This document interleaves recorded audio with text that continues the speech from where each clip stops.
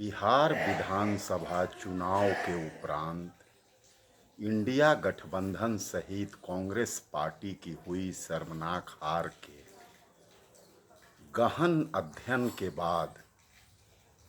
मुख्य रूप से इस शर्मनाक हार के 5 कारण सामने आई है। पहला कारण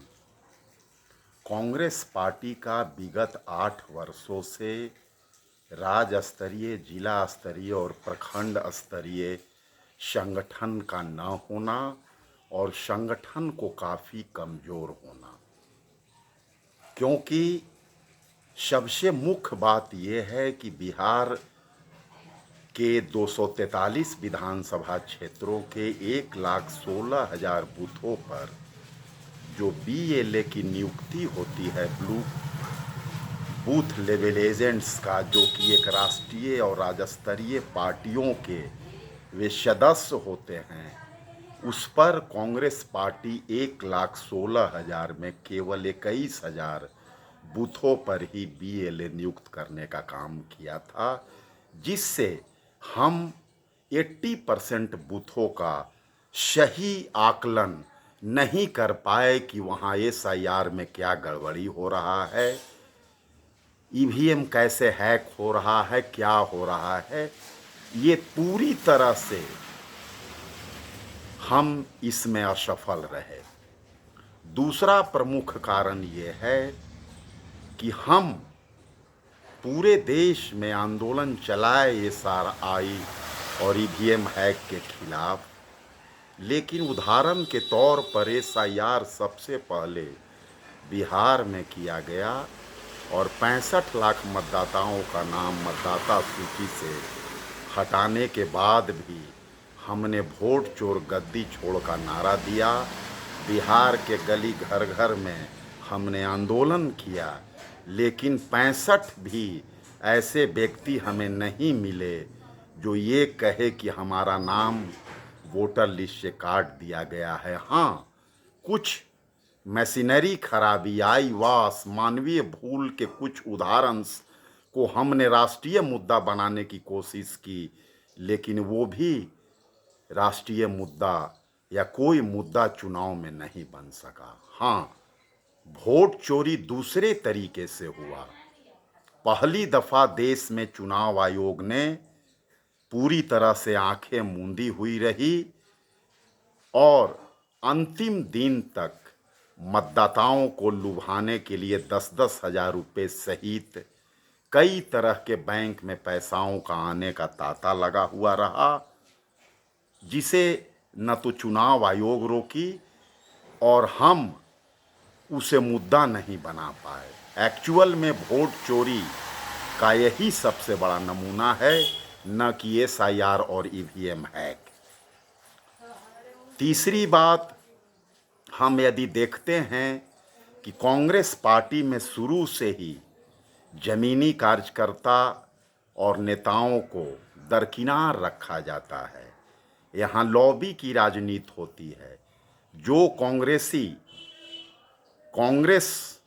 और हाथ छाप को सभी चीज़ मानते हैं, वे हमेशा सभी चीज़ों में पिछड़ जाते हैं। हाँ, यदि वे राष्ट्रीय और प्रदेश के प्रांतीय नेताओं के चहेता हैं, उन्हें घर बैठे संगठन में पद और टिकट पहुंच जाती है। दूसरी चीज़ कि जो 1 वर्षों से एक वार रूम बना करके सभी जिलाओं और ख़ास करके वैसे विधानसभा क्षेत्र जहां हमारे संभावित उम्मीदवार होने वाले थे, जहां हम चुनाव लड़ने वाले थे, वहां दर्जनों वार रूम से पेड स्टाफ जिलाओं में भेजे गए, लेकिन वे जिला में ज़मीनी काम नहीं करते हुए उल्टे और यहाँ के उम्मीदवारों को, संभावित उम्मीदवारों को दिग्भ्रमित कर पैसा ऐंठने का काम किया।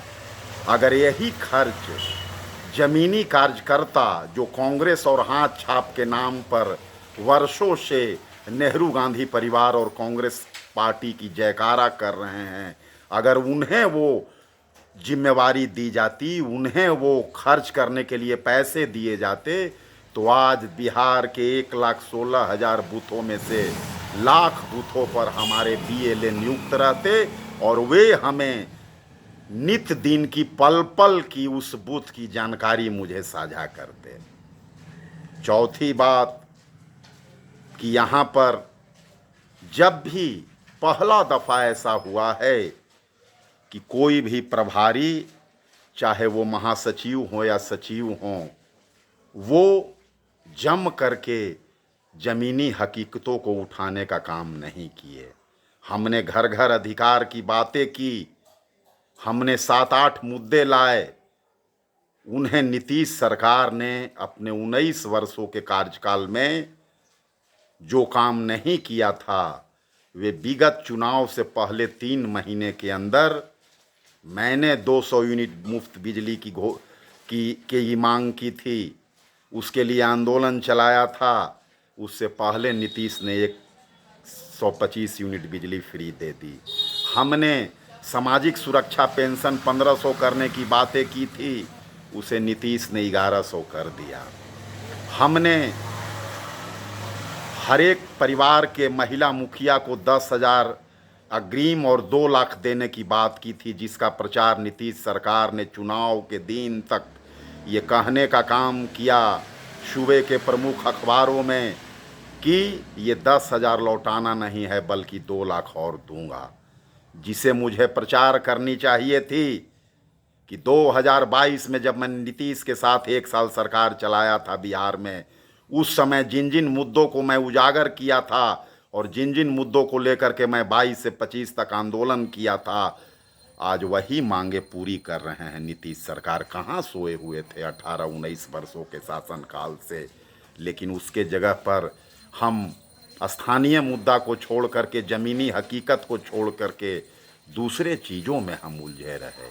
5वां और सबसे अंतिम समीक्षा का जो मुद्दा है, जो बातें सामने आई है, वे बड़ी ही गौर करने की बात है।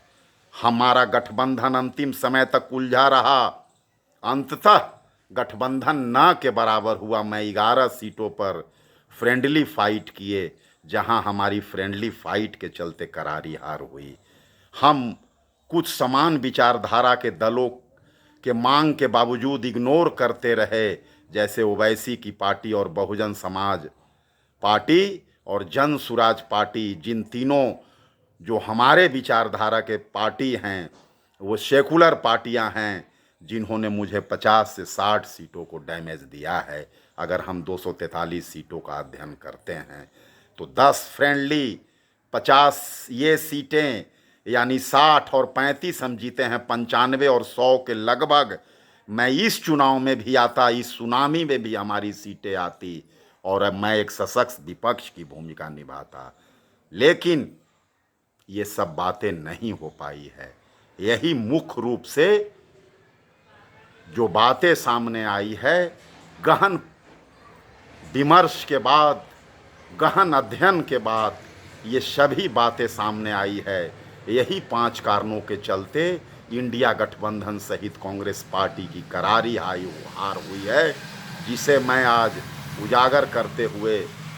देश के सजग, साहसी, संघर्षशील, लोकप्रिय, जनप्रिय नेता प्रतिपक्ष श्री राहुल गांधी और